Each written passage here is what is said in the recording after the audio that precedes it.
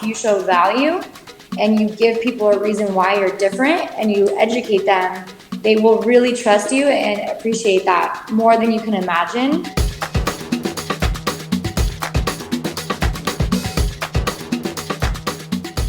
Hello, agentpreneurs, and welcome to today's episode of the Daily List Report. We are mixing it up and doing something a little bit different. We're starting a new series called A Day in the Life. And what I'm going to do is I'm going to interview top agents, new agents, agents who specialize in social media, whatever. We're going to run the gamut. I'm going to talk to agents about their daily routines. Why am I doing this? What I've seen in my conversations with hundreds of agents at this point is that people really resonate and gravitate towards specific routines. And we like routines, we like playbooks. And so what I thought I'd do is bring some of those playbooks to all of you so that we can learn what others are doing to find success. And maybe in that we can find some inspiration to do something different. Today I've got on the show Madison Gorgone. She's an agent at RE/MAX Top Producer. She's in the Southern California area. She's actually a new agent. She's only been an agent for about a year, licensed for about a year, but she's been in the business for about 3 years, and she's already formed some routines that are going to make her an amazing producer. All right, while you're here, two things, because I always forget this. Make sure you subscribe to this channel and click that little bell so you're notified of all future episodes. Also, please follow me on Instagram. We've got some cool stuff that we're doing there, clips and tips from this show. We don't always have time to watch the full episode. Make sure you don't miss anything right there. And of course, we've also got Madison's Instagram up on the screen right now. Please give her a follow. She's got a lot of really great content there. So definitely give her a follow, Madison Gorgone. All right, without further ado, let's bring Madison on. Madison, welcome to the show. Hi, everybody. Thank you so much for having me. I'm excited to be here. We're excited to have you, Madison. Okay, why don't we start here? Why don't you take a minute or so and just sort of introduce yourself, talk about how you got into the business, how long you've been in the business, why you're in real estate. Let's give everybody a chance to get to know you. Definitely. So there's a popular saying in the real estate world, and it is, you don't find real estate finds you. So on that note, that's basically how I got into the business. I never had any intention of being a real estate agent. I thought that they were very salesy and scary, and I just didn't want to be that. I never saw myself as a salesperson. I wanted to do events and brand marketing, and these different jobs kind of came my way. And it was actually a really good friend of mine who was a title rep. She mentioned to me that I would be a great real estate agent and that I should get into it. And I honestly pushed back for a long time. But when the event planning and coordinating didn't really work out the way I wanted it to, I kind of took a step back and thought, hey, why not just try it? I'm a big believer in trying things first before really, saying no, even though that's what I was doing. But I'm from Chino Hills, and my next door neighbor, ironically, is a big broker and owner in this area. So the office that I work for now, RE/MAX Top Producers, Christian and Jeanette Fuentes, they are the owners and the brokers. And so it was a very casual conversation outside in the front yard. Our dogs are friends, and they're playing in the front yard, and I just kind of casually asked him, hey, thinking about getting into this, not really sure how. I didn't even know what a broker was or anything, right? And so he told me that they were hiring a front desk and marketing assistant, and that I should apply. So I said, you know what, let's go for it. You have to try things, you have to put yourself out there, and I feel like this was the best opportunity for me. So I started working for them. I got to learn what real estate was about, what the world was about. I was talking to agents daily, and all this time I was learning and asking agents questions and just gaining information about how to become my own agent. So after that, I was recruited by an agent to be an assistant. So I did an assistant work for about 6 to 8 months, and then I got licensed. And ever since then, I've been on this team, running my own business. So that's kind of how I got into it. That's amazing. That's awesome, Madison. Thank you for sharing your story there. So, this episode, we're going to talk about routines. Specifically, we're going to talk about daily routines. Before we get into that, I want to ask you, are you a routine person? Are you somebody who always had a routine even before real estate? To be honest, not really. I'm a more spontaneous person, kind of do what I feel. So real estate has kind of, transitioned that for me, because routines are very important when you're running your own business. Absolutely. So let's talk about that, right? Because there's a lot of people watching right now who are like, I'm not a routine person, but you need routine for real estate. So how did you learn that lesson? And then let's get in and talk about specifically what your routines are. I think the biggest lesson for me that it took me a little bit to realize is your results of your business. So let's say you just want to wing it, right? Like me, that's what I was doing in the beginning. I was coached to have a routine, to have a database, to have certain things that you do every day. And I'm not going to lie, in the beginning, I was that person where I was like, I had leads coming in from social media. So I was, working those leads, and that kind of took my attention away from actually having these routines. But what happened to me was, there would be lag times in between. So maybe I would close a couple deals, and then there might be a month or two where it was more dead because I didn't have those routines in place to keep a consistent pipeline. So for me, the lesson that I learned was when I would have these dead zones, I would have to go back and reflect and say, why am I having these dead zones? I need to be more consistent. So I finally had to realize that I need to have these specific routines. I need to prospect daily and, to create that consistent pipeline. So just to recap, I think the biggest lesson was results. If you want to have results, you have to implement these things that are hard. And there's fun parts of the business. There's things that come natural, and there's things that don't come natural. Like for me, routines didn't come natural. So you have to do the hard and the easy things all together to be successful. So let's talk about your routines. What is your routine? How do you start your day? In real estate, it's cool because you can do business however you want. So you can structure your day, to be a morning person, get everything done, and then relax at night, or shift that to a little bit later. But the thing is, for real estate, we're kind of always on. There's clients that are working during the day and they are only available at night. So you really have to kind of adjust to your clients depending on your business model. But for me, I know that I have better days throughout my business or anything when I wake up earlier. So for me, I really like to wake up early. Because of COVID and when gyms and everything shut down, I grew a love for hiking and being outdoors. So what works for me is actually being outside, not just doing a workout inside, but actually being outside with nature, walking. I usually do a walk or a hike with a friend in the morning, and most of the time it's someone in the business. So I guess that kind of ties into that. We talk about life, but a lot of times we talk about business while we're exercising. So for me, I feel like I'm knocking like two birds in one stone. I'm exercising, moving my body. I'm brainstorming. I love collaboration. So I talk with my lenders or maybe another realtor or my title rep, and we're constantly discussing, how to improve our businesses on both sides. I had a mentor many, many years ago, very successful guy, best-selling author, whatever.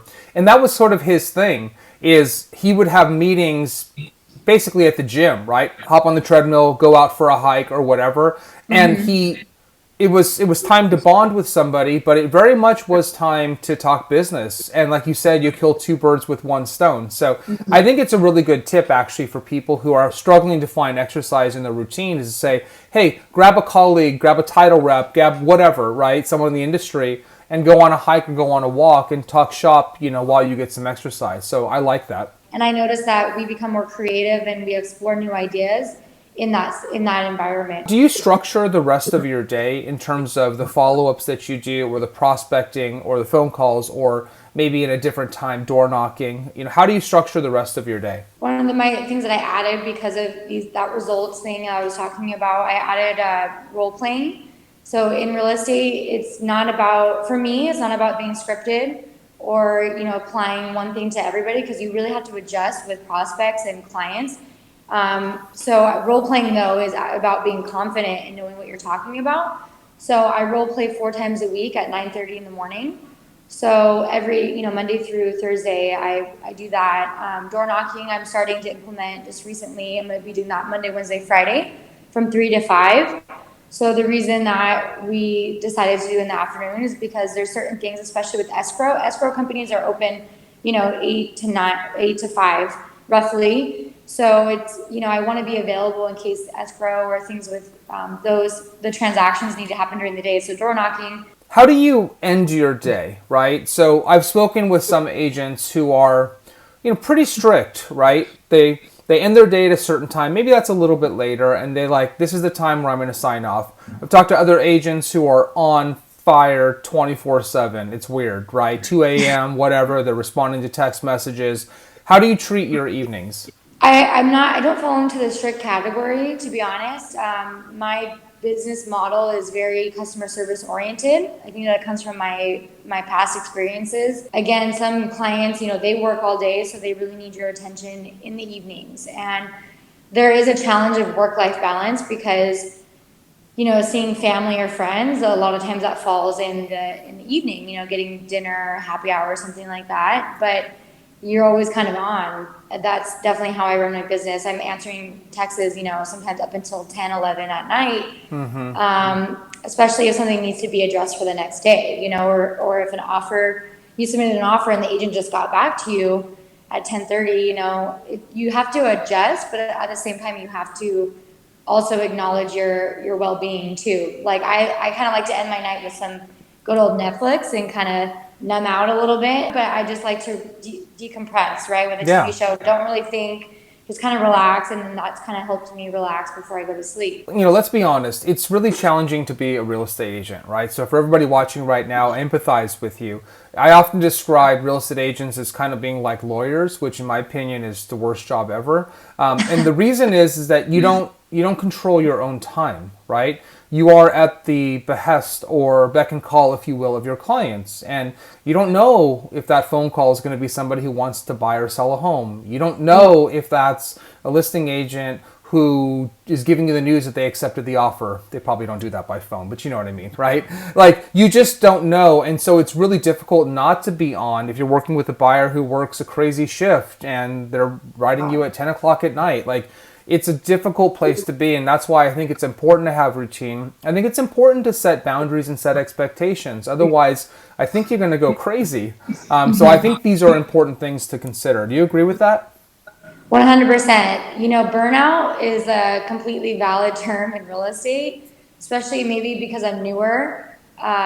You get so excited, and when things start actually happening, in the beginning, you don't know where your business is going to come from. And then when you start actually putting stuff out there and things are coming back and you're actually getting clients and you get busy, you get excited, and you want to be there for everything. And like what you're saying, you never know what phone call or what text is going to be a lead. For me with social media, certain DMs are leads. And, it's like, I'm not really typically that one person that's obsessed with my phone, or, when I'm at dinner with a friend or family, I put my phone aside. But there does come a point where you're like, this is my business. This is money. This is my well-being. That's right. What if I miss it? So it's definitely challenging to set those boundaries, but I 100% agree about what you said about setting expectations even for clients.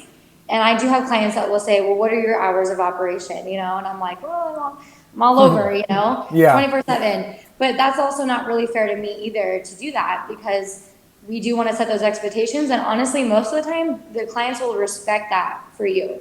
They'll actually respect your time and say, and it actually makes us look a little bit more professional and put together and just, really serious, because when we're on, we're on. But if we're always on, sometimes you get resentful, like, well, I don't really want to be on right now. And then, the client's like, well, I thought you were always on. You get what I'm saying? Yeah. So setting those expectations is very important. Madison, thank you for coming today and sharing all about your routines and your schedules. There's no question you're going to turn into a total top producing agent. So I'm excited to follow and track your career. Is there any parting words of wisdom for any of our agents out there that you want to share? I would say, have an open mind. If you are looking to be an agent, the business that you plan right in the beginning probably won't be what it ends up to be. And you can really be what you want, but you also have to have some direction. Mentorship is super important, but for me, I chose my brand, I feel like, pretty early on, which I think is portraying now into my business. I chose value, commitment, and integrity. Those are my 3 words. And I kind of shaped my business model, even my social media, around those things. And what I've learned too, through my social media and just by working with my clients, is that if you show value and you give people a reason why you're different and you educate them, they will really trust you and appreciate that more than you can imagine. It might not be instant gratification, but it's going to create a long-term business, because that's what we're here to do. We're here to create a long-term business that's going to keep making us, money and keeping us allowing to help people. and you don't want just to make that short-term gratification that you mentioned. So just keep at it, and don't give up either, because sometimes you want to, but don't. Thanks so much, Madison. We'll talk to you soon. Sounds good.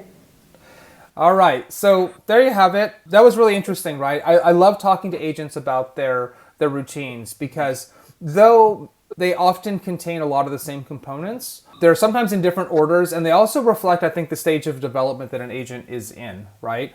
So Madison talked a lot about role playing, and I think that's a great way when you're early in your career to just try objection handling and things like that, right? Role playing, I think, is a really, really great way to start. Maybe as you get further in your career, you do less of that and you turn your attention to some other things. But having that routine, I think, is critically important. I think she said it well. And so, anyways, I hope you all enjoyed this. Let us know if you want us to do more of these down in the comments below. If you like us doing these day in the life of, we're going to continue them. We've got a few more scheduled with agents from all walks of life. And all over the country, in fact. So hope you enjoyed today's episode. That's it for today. So until tomorrow, be safe, be healthy, be happy. We'll see you soon. Bye.